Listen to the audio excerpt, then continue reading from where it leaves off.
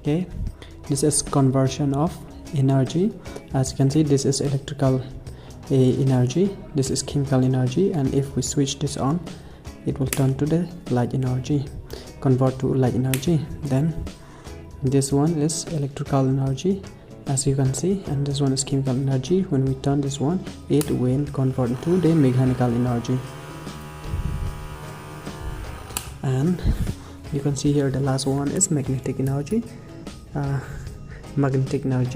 this chemical energy.